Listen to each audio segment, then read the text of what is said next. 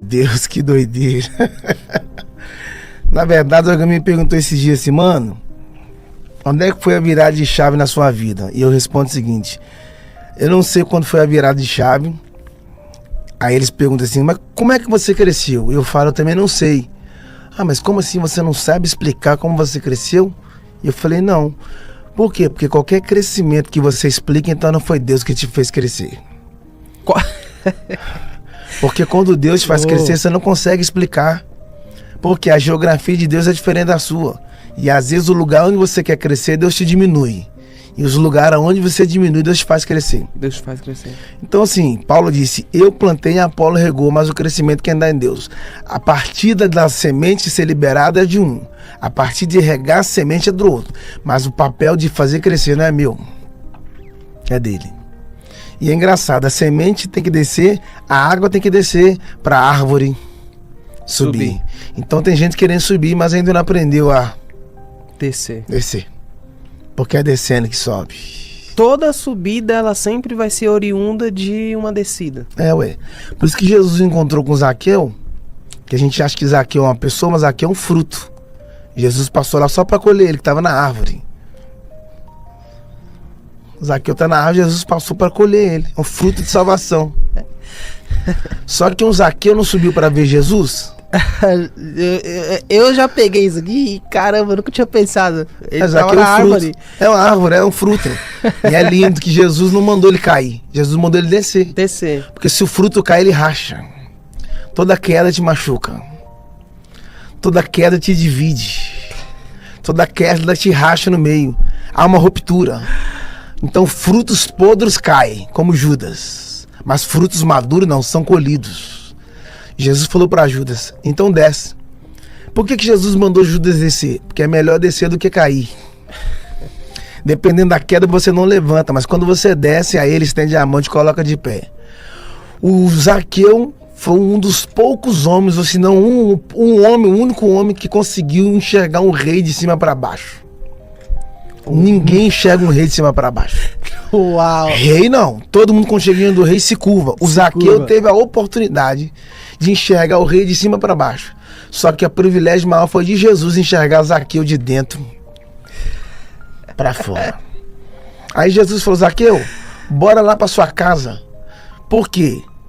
Para ver Jesus ele teve que subir. Sim. Mas para receber Jesus Teve que descer. teve que descer.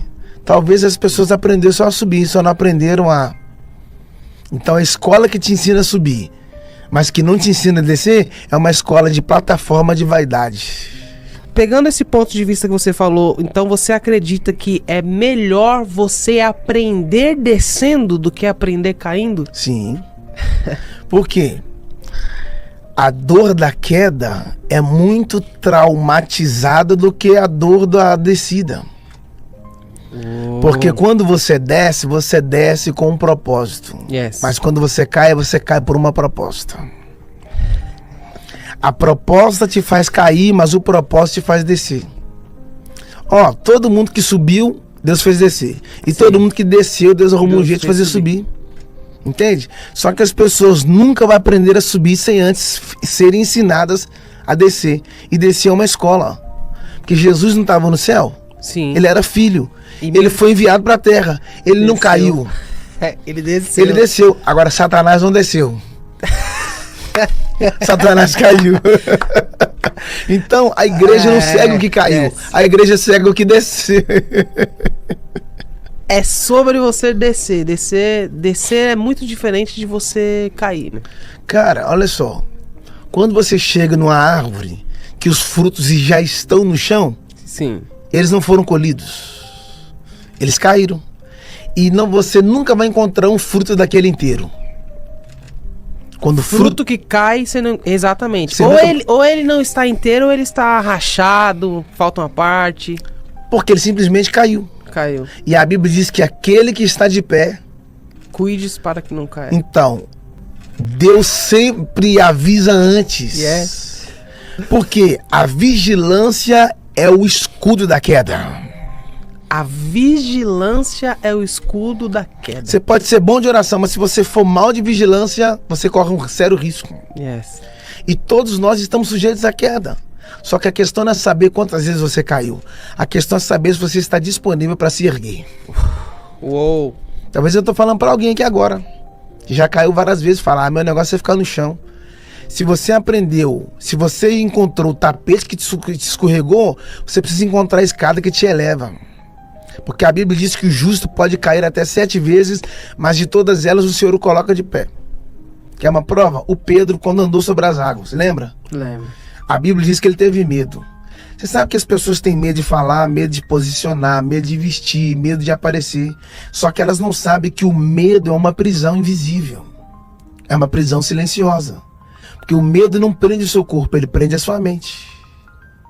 E uma vez que você tem medo, as pessoas não sabem, mas o medo é a poluição da fé. O medo é a poluição da fé. Porque o medo faz você andar para trás e a fé faz você andar para frente. Yes. Quem tem muito medo tem pouca fé. Agora quem tem fé não pode ter medo. Porque o medo e a fé não podem caminhar juntos.